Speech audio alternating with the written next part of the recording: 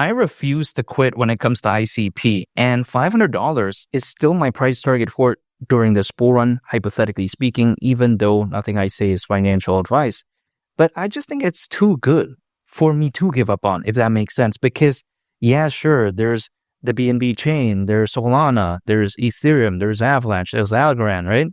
But in my opinion, when it comes to the internet computer, it could very well sit on a league of its own because keep in mind, right, the internet computer is allegedly the world's most productive blockchain. Now, what does that title even mean? Because some people are like, okay, who cares about that? That's corny. Well, I disagree because what that entails, right, is the fact that the internet computer is currently on average processing upwards of 500 million transactions per day, while at the same time maintaining reduced energy consumption and costs, which is insane to think about, really. I mean, this is how amazing it is. So again, that's a title that matters in my opinion because it's up against stiff competition. Again, like I mentioned before, there's a Solana, there's Algorand, there's Avalanche. But then the internet computer just takes things to a whole another level. And the crazy thing about it is that the internet computer isn't even quote unquote mainstream yet. Take a look at, like, for instance, if I ask the average individual, hey, what projects do you like? They'll say Ethereum, they'll say Solana, but really they're not even going to really mention something like the internet computer. So I still do believe that, relatively speaking, even though it's a pretty massive project, it still has a lot yet to prove. Now, people may complain about the price when it comes to ICP because they're like, wow, it's boring, all this type of stuff. It's not doing the best. Look at the price pullback. Well, altcoins, generally speaking, are having a pullback. They're not doing the best, but it's only normal. I mean, the journey to the top isn't going to be smooth sailing, in my opinion. There's going to be multiple pullbacks along the way. It's just a breather. It's like someone running a marathon. It's not going to be a full-on sprint, in my opinion. There's going to be times to chill out, if that makes sense. And I think it's no different here. I'm still very bullish on it because I think the technology behind it is too fantastic. I think it's too amazing. And I think it's too wonderful, really. I mean, people love Ethereum. And don't get me wrong, Ethereum is still going to have a bright future. But take into consideration how when it comes to the average cost per instruction on Ethereum, it is over 40 million times more expensive than the internet computer. Again, just let that sink in. That's not, again, 40 million times less expensive. That's more expensive. So can you imagine how much more cost efficient something like the internet computer is? Now, some people may think that, oh yeah, but an enterprise is massive. They're not going to care about the price, all this type of stuff. Who cares?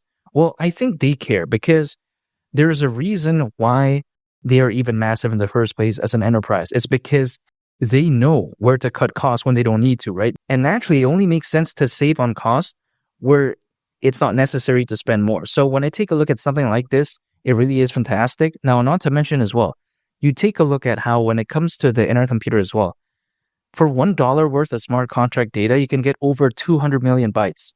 That's insanely amazing, in my opinion. I mean, Ethereum, allegedly, you can get around 44 bytes. I mean, come on. Ethereum feels a little bit obsolete when compared to something like the internet computer. It's like, for instance, driving like a gasoline-powered car or like diesel or whatever, and then I step inside a Tesla. I mean, it just feels like a night and day difference. Like the fluidity, the simple nature of the interior, and also just the, overall experience.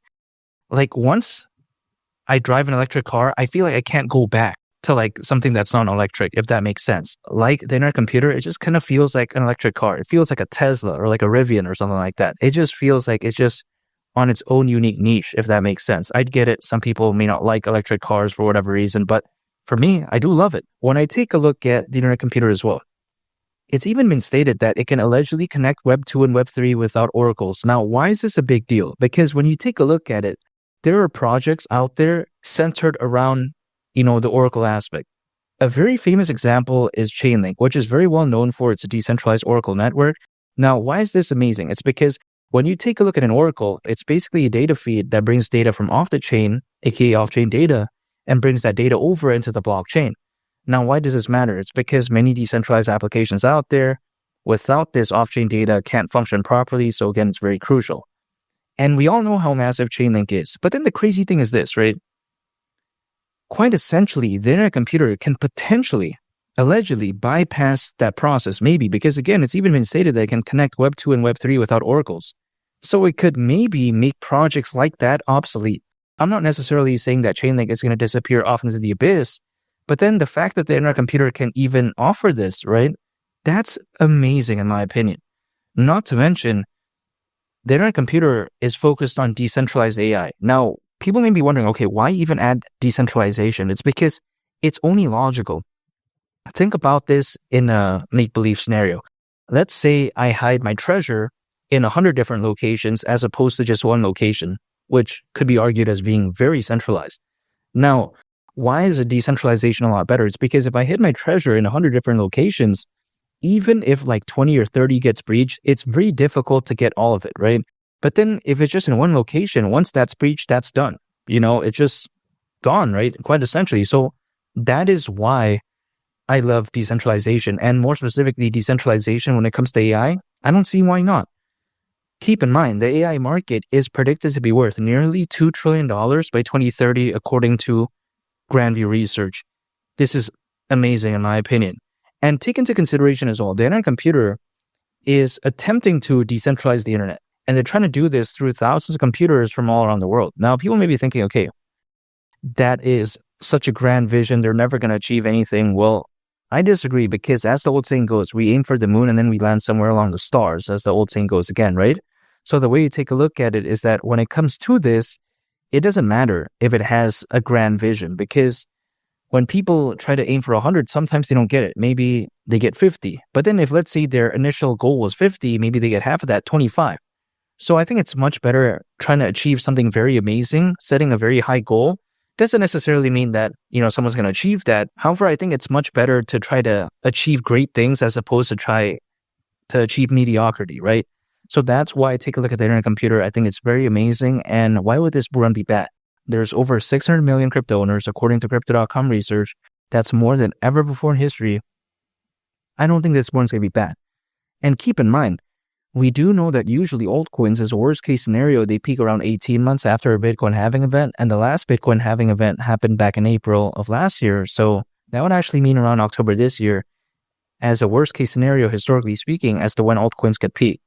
Now, this is all just speculative, but this is why I'm still staying patient. I still think there's a ways to go here. Imagine once Bitcoin goes to the price back to 100,000, let's say, right? The sentiment could really begin to shift, 150,000, 200,000.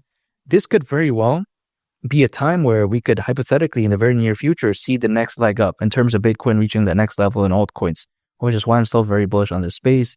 Now, again, that's not financial advice, but let's say ICP were to go to the price of $500, considering current circulating supply, market cap would be around $240 billion. That's around a 74x from here, by the way. But even besides that, this isn't crazy, because Ethereum actually exceeded this by over $300 billion back in 2021. I mean, come on, right? During the peak of the 2021 bull run, there was roughly around 300 million crypto owners. Now, again, there's over 600 million, according to Crypto.com research. I think this bull run could be very special. I think ICP is very amazing. I think the internet computer is a very fantastic project. And again, ICP at the price of $500 during this bull run wouldn't surprise me whatsoever, and that's why I'm not giving up on it. And make sure to subscribe if you gain value from this video. Greatly appreciate it. It's Mali the Captain, and I'll catch you all in the next one. I'm out. Peace. Bye.